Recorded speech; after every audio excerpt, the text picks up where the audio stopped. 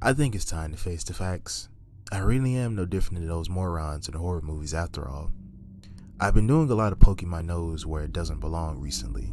I found something interesting in one of the old storage closets. A school photo marked September 14th. There, the headmistress was in the back, and I could almost swear I saw a smile there, which I previously thought impossible. But she wasn't the only face I recognized. The little girl in the bottom right, it had to be Katie? Sure, she looked different, blank and robotic and expressionless, like the Hastings were, as if she didn't quite realize how to act human yet. But it had to be her, sure. It was chronologically impossible, but at this point, I was ready to believe anything. I beckoned her over to have a seat next to me at recess, photo in hand. "Hey, Katie," I greeted. "Sorry to interrupt. I just wanted to ask if this picture, well, looked familiar to you." She took one look at the photo, and the biggest grin dawned on her face. "Oh, yeah, I remember that.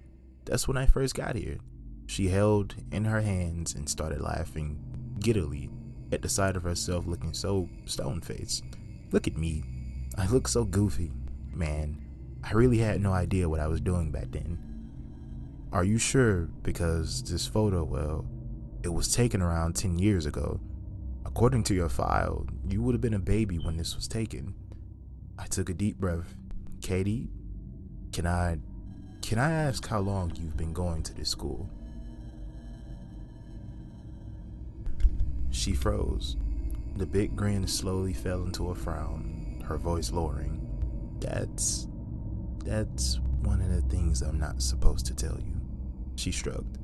"Sorry." "One of the things? Oh, God only knows just how many things even my students know about this school that I'm hopelessly aware of." I think she could see the despair on my face because she tried offering something else in recompense. "But I can tell you about him."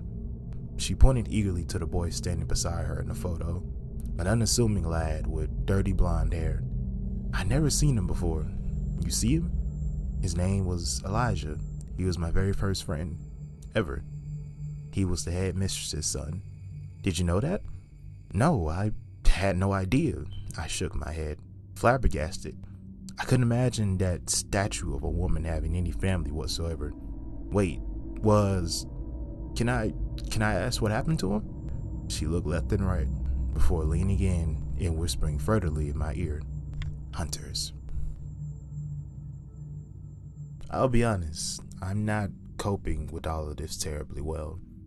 I've already lapsed back into old, bad habits. There's a good reason after all that I was fired from my last real job. But the moment I step on the school grounds, I force that smile back on my face. Can't let the kids know that there's anything wrong with old Mr. Vermal. But I'll be honest, sometimes when I see them, I just can't help but to wonder what hides beneath those masks of human skin. Am I doing the right thing here? The social skills I'm teaching were supposed to help them live a normal life, but what if they don't end up choosing that path? What if one of them instead opts to follow in their parents' footsteps and grows up to apply the skills I taught them to lure in human prey, blend into society like a skinwalker and pick people off one by one? Would that blood be on my hands? It was just that my doubts were at their peak when I received the first text from an unknown number. I was ready to dismiss it as a typical spam, but opening it stole my breath away. It was a distant photo of me and Katie as we'd just been talking, and judging from the angle, it must have been taken from inside the school. I quickly glanced at the upper windows, but saw no sign of any silhouette staring back at me. Accompanying it was simply the words, "Do you know what she is? Do you really, truly know?" I know I should have blocked the number and immediately contacted the headmistress, but curiosity burned in my chest. I needed to know, so I replied honestly that I hadn't the foggiest idea. The next text came almost instantly. "This is the trail of death her mother had left behind in her wake. Study it carefully. Accompanying it was photos of several clippings from old local newspapers from various countries and decades. The first came from Kodri of Moldavia. An old man complained to the municipality about a terrible buzzing that would echo across the fields for hours at a time, and then the letters stopped. And 3 months later, his body was discovered. Part of the reason it took so long was the complete absence of the stench of deterioration. It was as though he had been embalmed in his own bed, all fluids drained and organs removed from surgical precision. Cause of death was ruled as exsanguination. The next came from the forests of the Cameroonian highlands. A married couple and their child had gone out on a routine hiking expedition and excitedly texted a friend about an immense bird that they'd seen that had briefly blotted out the sun. The text was the last they were ever seen or heard from. A week later, a farmer saw one of their skins fluttering in the breeze. That's it. Just a hollowed, transparent, dried out set of skin. The farmer had attempted to catch it, but the skin blew away in the wind like discarded wrapping paper and was never recovered. That was just the start. He had a whole laundry list of articles, and poring over them brought tears to my eyes. Oh God, those poor people. What kind of creature could even do that sort of thing? My eyes drifted back to Katie, and I wondered again what lay beneath that disguise. Given the age of that photo, was she even truly a child? For all I know, she can be older than I am. Another text. This place is playing you for a fool. I know what's really going on here. Meet me in your office. In my dinky little office. Nothing but doubt crept in. Was this some sort of test set up by the headmistress? I was just about to take my leave when suddenly an unfamiliar voice opened up from directly above me. Mr. Vermal. I looked up and saw a face staring down at me from the vent gate in the ceiling. No, not a face. It had all the features of a face: eyes, ears, a nose, smiling mouth, but all arranged in the wrong order. It plastered wantonly to a discolored, lumping dough ball of flesh. It felt like something out of a dream. I stammered blithely, uselessly. The meat started to push forward, dividing itself into 5 neat sections through the slits in the vent grill, like a human body being pushed through a pastry cutter. I watched as tissues and sinews and raw bone drop to the floor like melting candle wax, melding into a puddle of viscera that grew solid as biomass gelled with his bulbous form. And in time, that puddle of meat dripping from the ceiling became a man. That smiling face was staring down at me, now in proper arrangement, but yet no less deranged. He was handsome, actually, with a fit figure as perfect as his fine gelled hair, nude but sexless as a Ken doll. I finally started to run for help, but was stopped by the feeling of something digging into the side of my neck, hard enough to draw blood. A jagged bone had jet from his wrist like the point of a spear. You had your chance to go running away. It's too late now, he whispered. Oh, don't look at me like that. I only wanted to make your acquaintance. I'm a big fan of yours, after all. A fan? I've always admired the sort of man willing to betray his own species for a quick buck, he mocked. This is nothing personal, really. I'm just here to do my job. Just like you, in fact. I was thinking we could work together. I felt like I might faint, seeing this. He let me sit down at my desk, I'll bet with the bone still to my throat. What are you? Call me Saladin, he answered, in a tone that made it clear it was a pseudonym. And well, I like to say that I'm still human, but that would be a lie, wouldn't it? I used to be, but in my line of work, I've had to find ways to even the playing field. I noticed the irony of being accused of betraying my species. by a man who seemed to have forsaken his altogether.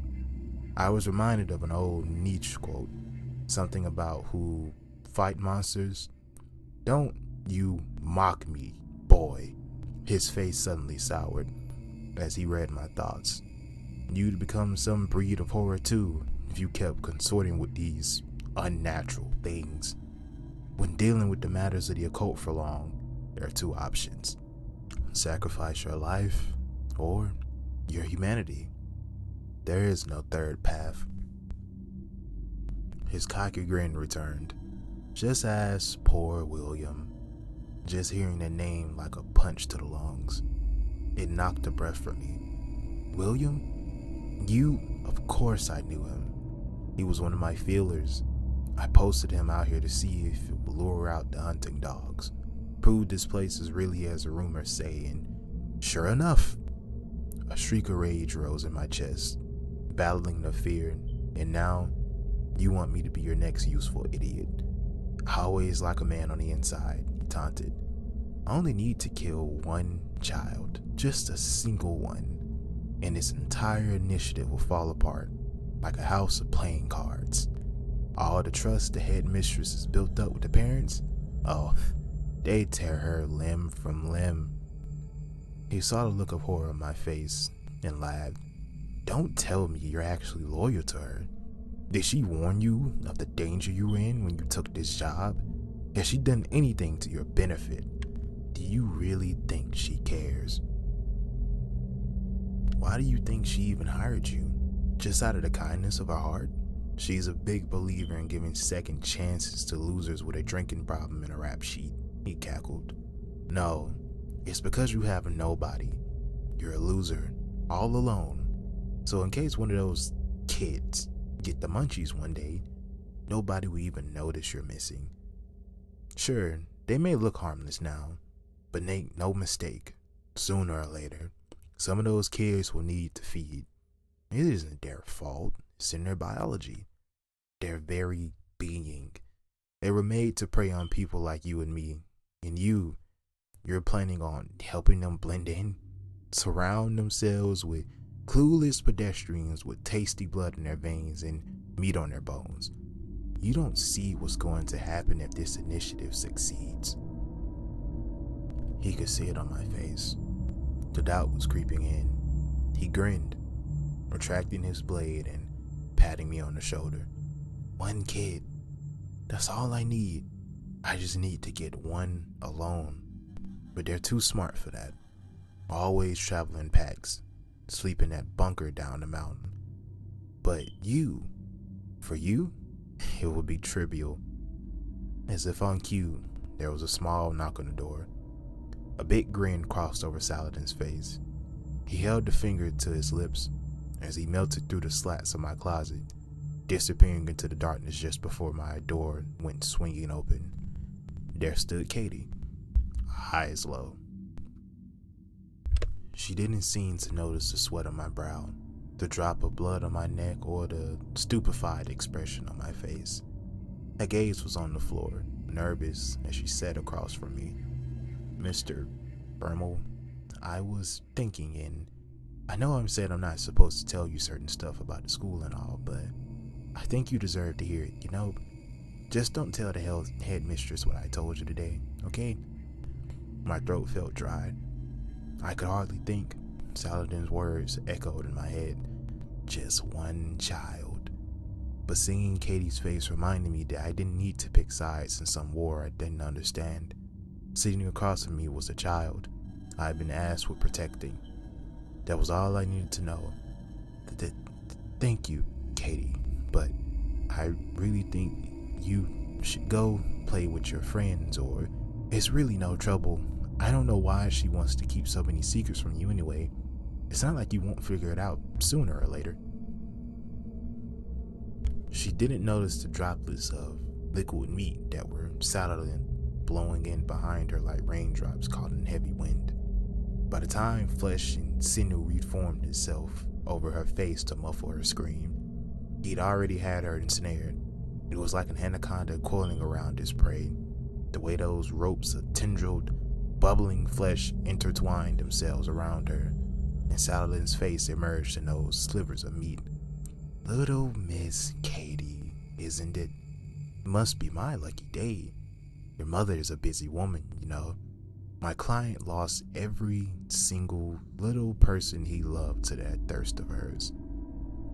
He was drawing something from his throat, some kind of black dagger, pulling it out like a sword swallower. I didn't know.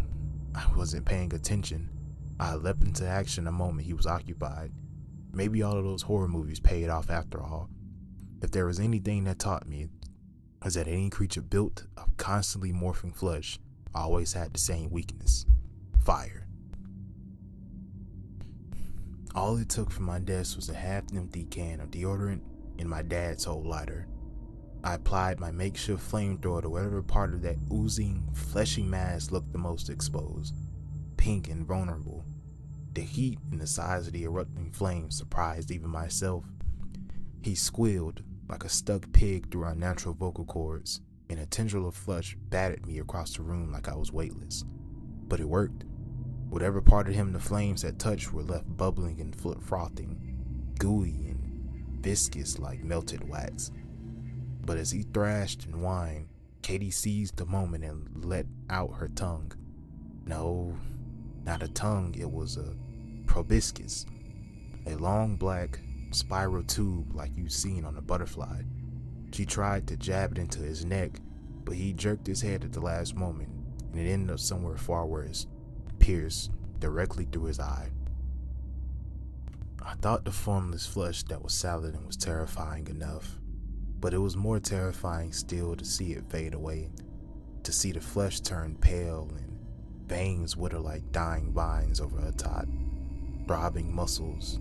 I realized she was sucking his blood through that proboscis like it was a drinking straw, and whatever other life essence flowed through that thing was once a man in seconds, his eyes and cheeks sunk in his face, like he was aging decades.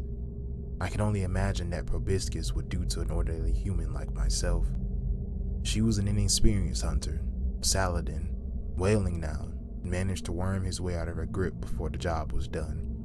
He took off through the window, seeming to evaporate as they smashed through the glass, letting the wind carry off those droplets of meat and empty veins as he scattered himself to the breeze. And yet again, another horror had gone as quickly as it come. Katie pounced on me. I cried out for a moment, assuming she meant to turn that proboscis on me, but instead, she wrapped me in a hug. "Mr. Vermal, you saved me. I knew that we could trust you. Oh, you're the best teacher ever." I hugged her back just as the headmistress and the hounds from security came kicking down the door, and found an office covered in bubbling viscera. I told the headmistress everything. In retrospect, I was shockingly honest. She was just as stoic as always through most of it, but the mention of the word Saladin inspired a look of horror I'd never seen in her before. "Him? No, he couldn't have found us," she whispered to herself, cupping a hand over her mouth. I'm laying in the infirmary now, being cared for by a nurse with a third eye and no interest in hiding it. That would have horrified me before, but now I'm just cracked a smile. For better or worse, I picked my side. I'm sticking by these kids, even if it leads me straight into hell.